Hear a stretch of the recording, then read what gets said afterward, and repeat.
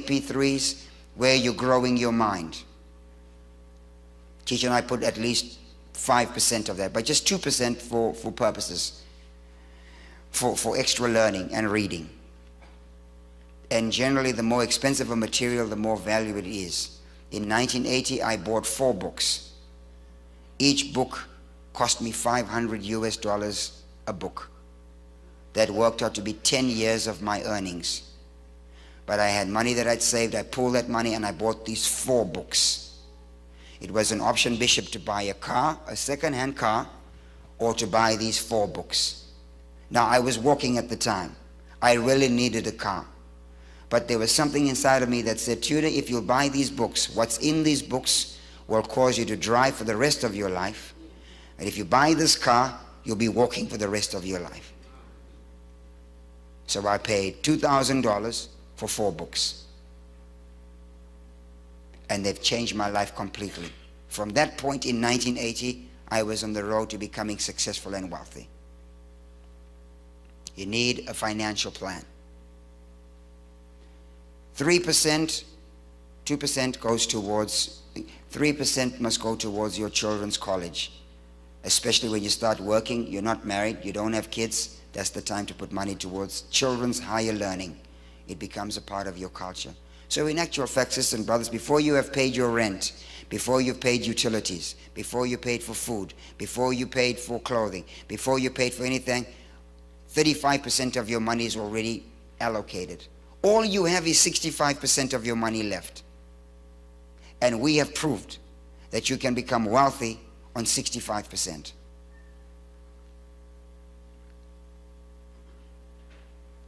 $65. Say, have a financial plan. Say, have a financial plan. Say it again. Say it one more time. You must have a financial plan. You must have a financial plan. Bishop, we have Christians, believers, that are praying for the wealth of the wicked. Why? Why? I mean, what you going to do with it? What's the plan? I mean, if you literally get $10 million today, what are you going to do with it? What's the plan? House, car, clothes. There's no plan. There's no plan. 1993, I'm flying from Amsterdam to Johannesburg. And that's before I started flying business class or first class. I used to fly coach, so I was upgraded. And I was so happy for the upgrade. I was sitting in seat number 3A. And so I heard the door closing and somebody stumbling on, and that person came sit next to me in seat 3B. That person was Sir Richard Branson. Richard Branson, the owner of Virgin Airlines. And that entire world, he came sit right next to me. I got such a shock. I mean, my heart dislodged. It left my chest cavity and sat in my mouth. That's why I couldn't speak, because my heart dislodged my tongue. I was like, He shook my head. He said, "Hi, I'm Richard." I can't remember what I said. I think I might have said, I'm Susie or Marion or... And he shook my hand, and we exchanged some conversation. I said, "My name is Tudor." Oh, that's a great British name. What do you do? What do you do? And so I was scrambling for words, you know. A preacher, teacher, philosopher, bookmaker. What are you? What are you? And even though I was coming from a conference and preaching a conference, I was struggling. I'm just being transparent. I was struggling with who I was.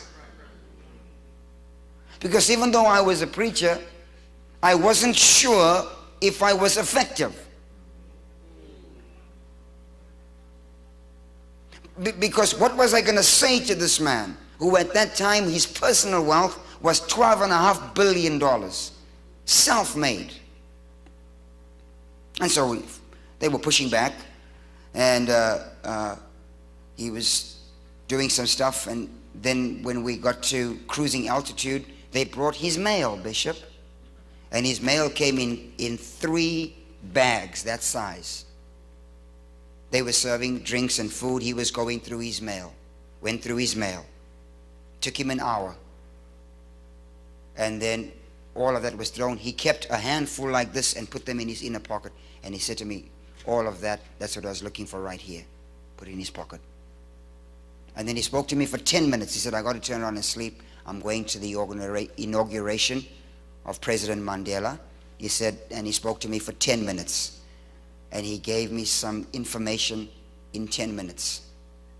And then he gave me a phone number and said, if you need anything, Tudor, this is my number, phone me. I couldn't sleep. Because what am I, if I'm ever going to use that phone number, I had better have a plan. I'll phone the brother and say, hey, Rich, hook me up with a pizza, bro.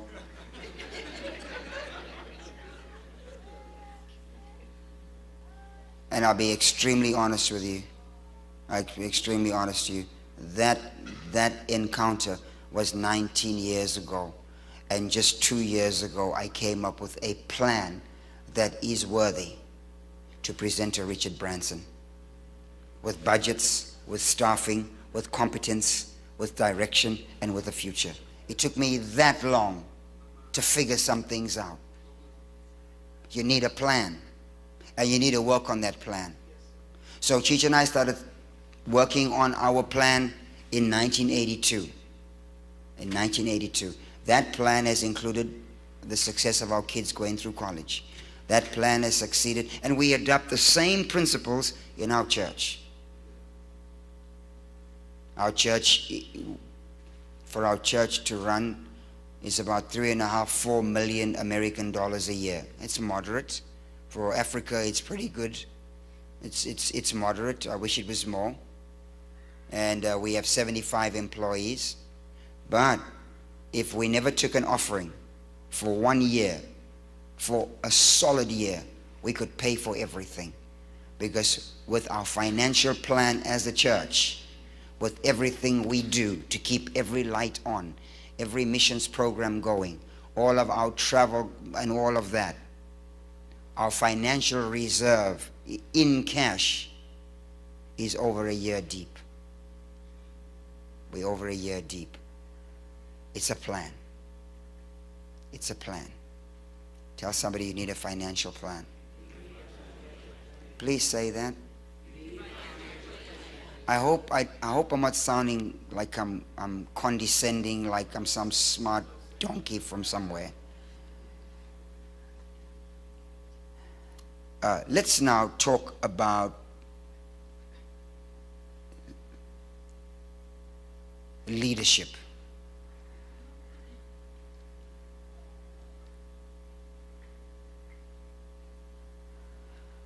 There are 4 things about leadership that makes you a leader. The first one is the ability to see.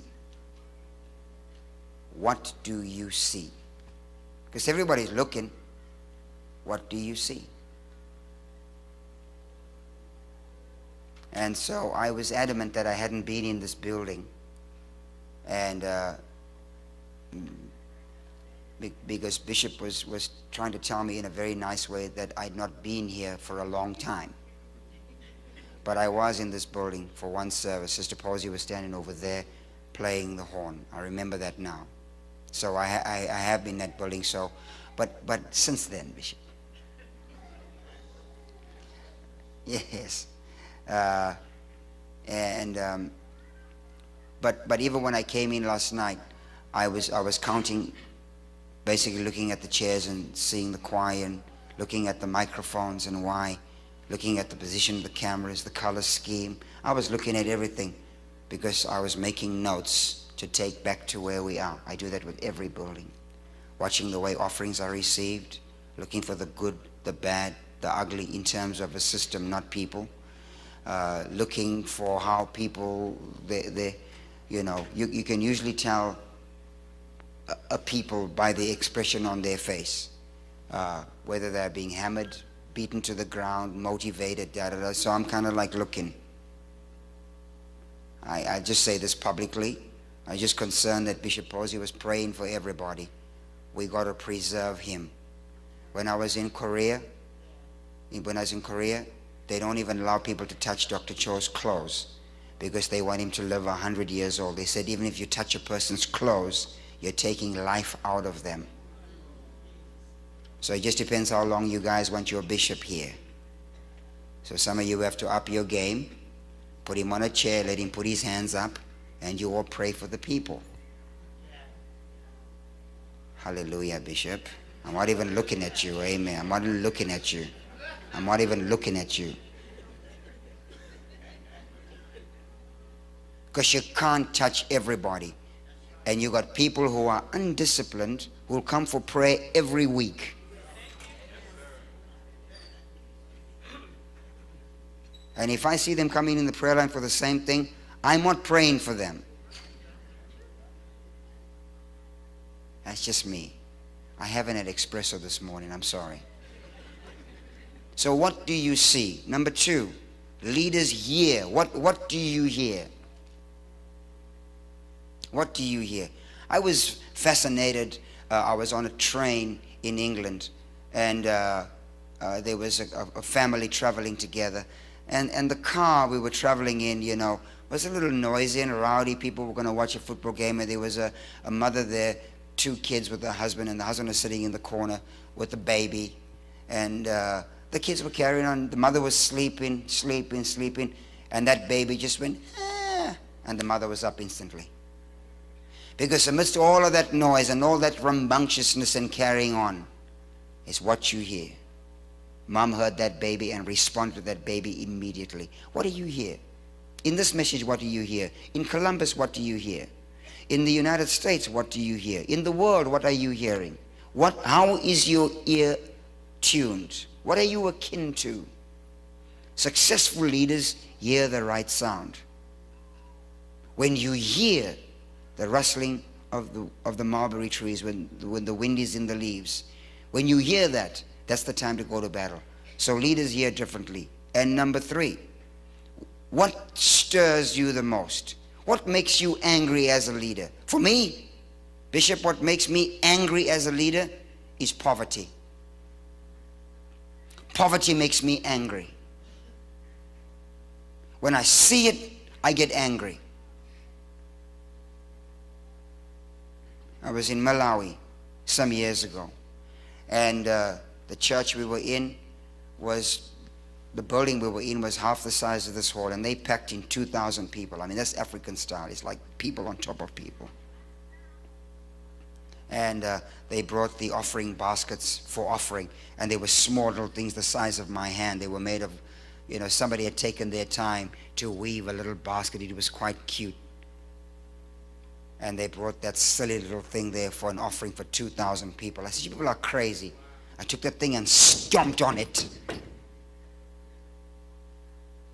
I looked like I was so rude and unmannerly, and that's not my character.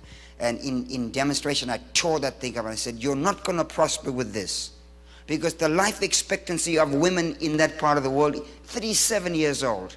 Females becoming mothers between 12 and 13, grandmothers by the time they're 28. By the time they're 37, there's nothing to live for. And it's because of poverty. The same females walk several kilometers to pick up sticks, carry water, cooking food on wood stoves. Just horrible, horrible, horrible life. Sexually transmitted infections. The killer one is AIDS. And it's all because of poverty. Education is free for women in Malawi, but hardly any of them go to school because poverty is the #1 killer, not AIDS, not malaria, not a lack of immunization, it's poverty. So poverty makes me angry. That's why we have constructs in our ministry to alleviate poverty. I was hoping Dr. Tendai would be here. He is working with a multi-million-dollar structure for empowering women in small business. You know why there's crime in our cities? It's poverty. It's poverty. You know why you got Flavor with all of that stuff in his mouth on TV? Because it's poverty. There's a group of people that are in poverty that empower that rubbish. All of the stuff you see on TV, this stuff, Bootylicious, that's poverty.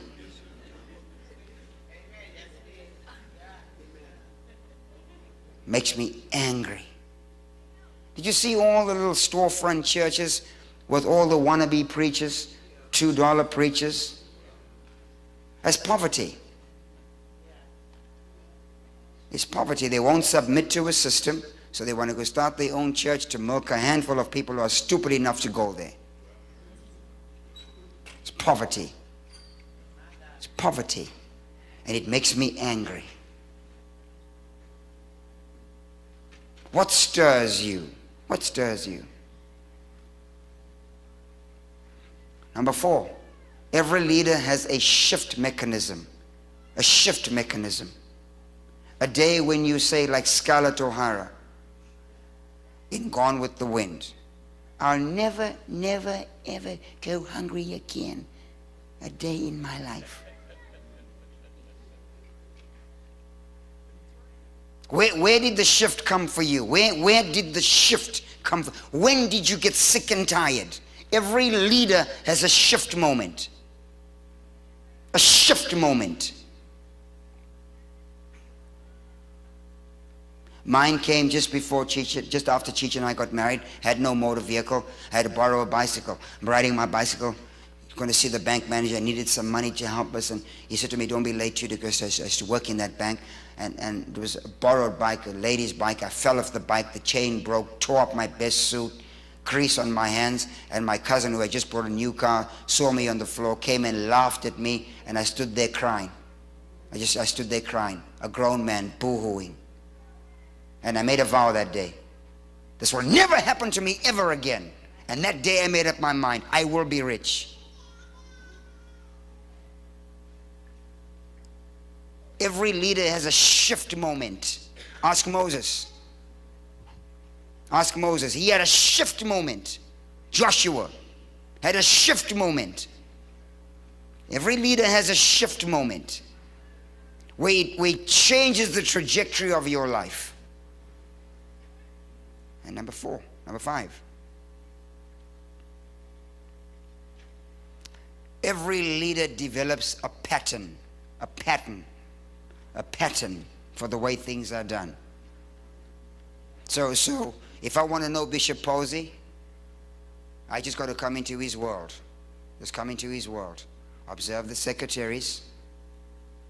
Observe the way the church is. What you see here is at his house. What you see on his desk is at his house. You look at a person's car, I can tell you what's at their house. Because everything you are is an extension in things you do. You open the trunk of my car, you won't find a speck of paper. Not a speck.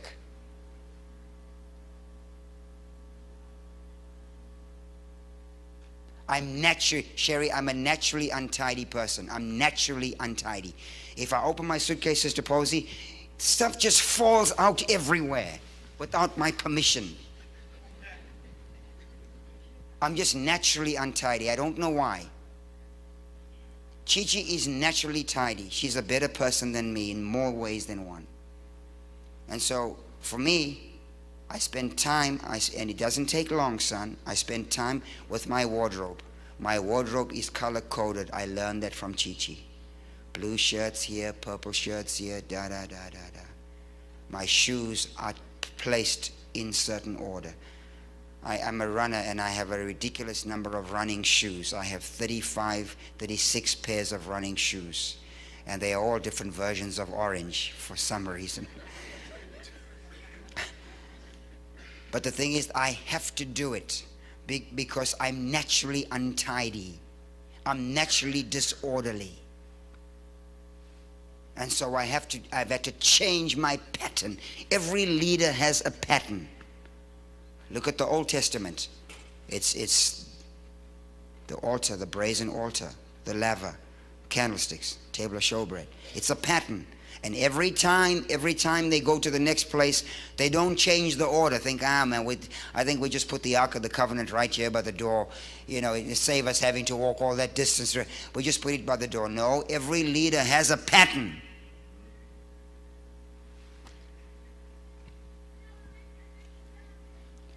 You don't have to, if you're a musician, you can be sitting with your eyes closed and you can hear a song come on and you can tell, oh, that's Stevie Wonder.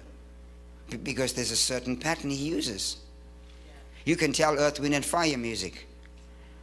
Or let's get spiritual. You can hear a Donald Lawrence song. Because there's a certain pattern. Every leader has a pattern. I was watching the Leonardo da Vinci files the other day of what he was drawing in 1508, the human anatomy. And it's all within a pattern. And you can identify a Van Gogh painting, a Picasso painting, a Rembrandt. You can tell a Tchaikovsky piece. If you listen to Mendelssohn or Handel's Messiah, it's all a pattern. Strauss, his music, it's not like Mozart. It's all waltz, 3/4 tempo music, because every great leader has a pattern.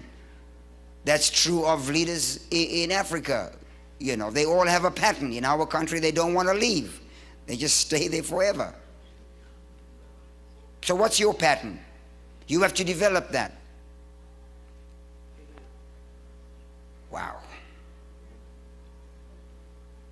Here are the 4 foundations of a leader. 4 foundations of a leader. And then I'll close with the finance side. The first foundation of a leader is belief. Beliefs. What do you believe? What are your core beliefs? What do you really believe? I'll just throw a few things out. What do you believe about, if you're a man, about women? That determines the way your world is run. What do you believe about money? What do you believe about race? What do you believe? Non-belief is a belief. You believe in nothing. What are your beliefs? What are your biblical beliefs? Number 2.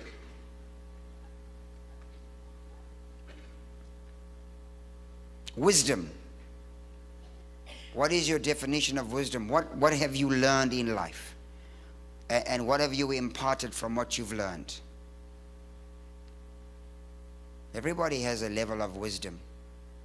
Jesus grew from a child in wisdom. The Bible says that the babes will confound the older folks because they are levels of wisdom. Number 3. The values of a leader, we touched on that. And passion. The passions of a leader.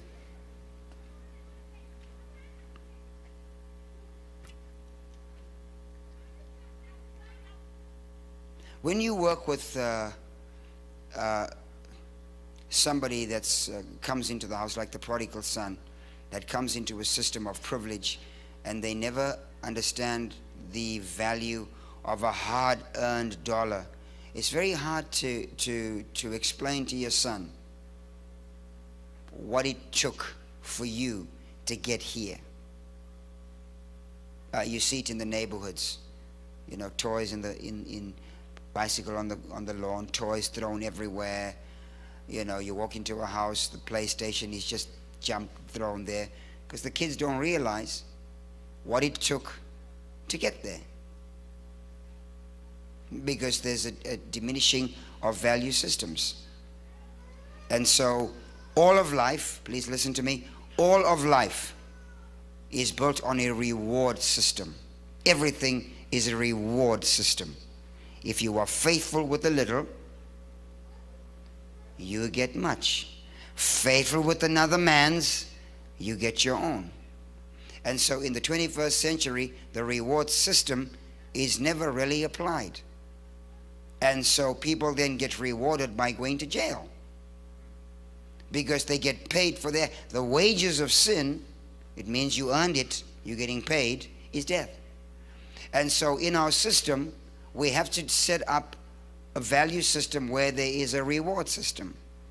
On the top of the reward system, in terms of your success as a person, the highest seed a person can sow is honor. There's no greater seed than the seed of honor. No greater seed. There is no greater seed than honor. And we live in a society that shows the most dishonor. I get a little, personally, a little horrified, even in a country where you enjoy your freedoms, freedom of speech and expression and all that. But President Barack Obama right now, the networks are tearing him to shreds. And yes, maybe there are a few things that he should be doing, whatever those are. I can't say because I don't spend 10 seconds in his life, But in some news outlets, they definitely cross the line because they move away from issues and start insulting. And that's a lack of honor. It's a total lack of honor. We live in a society where there's no honor. So if you're going to be successful and receive rewards, honor must be in there. All failure can be traced to dishonor. All success is because you honored something, someone. If I dishonor the law of gravity, I'm going to break my neck.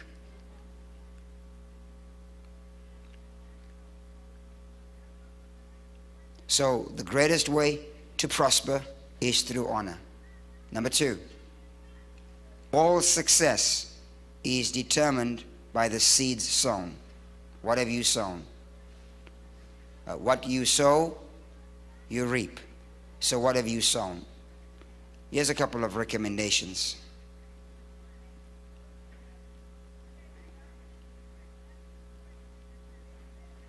Here's a couple of recommendations.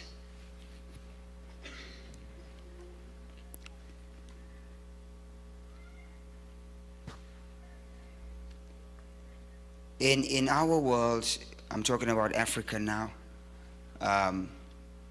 there are individuals that are probably more gifted, more anointed than I am. And of course, I understand the grace component, that God has put a grace on my life. But there's one thing that I can attribute our rise in ministry to, and that's sowing, giving, sowing and reaping, sowing.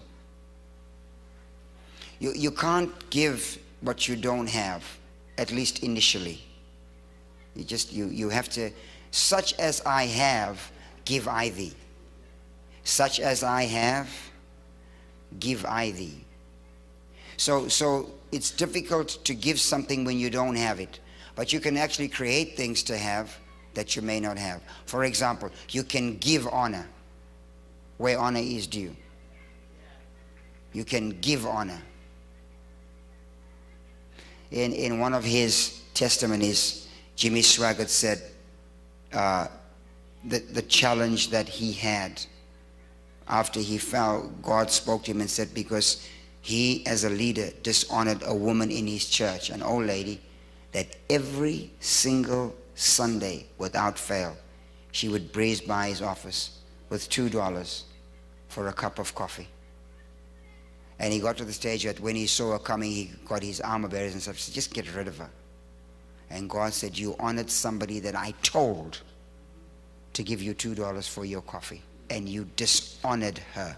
So it works both ways. So the first thing you sow is honor. And respect and all of that comes in that category. The second thing you sow is time. Everybody has time. You got November conference coming up. You got to serve in some way. Serve somewhere. I don't want to come to Ohio in January and February. It's too cold. And November has its moments. But the thing is that the same people keep on serving. Give them a break. Give your time. Serve in some way.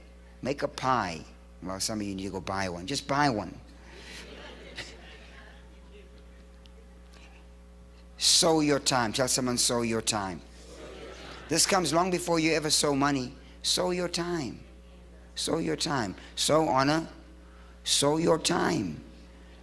Sow your time. Go give some of those kids that are working in the children's ministry a break. Say, look, I'll come work here today. You know, go and enjoy the service. I'll watch the children in children's ministry. Sow your time. Sow your time.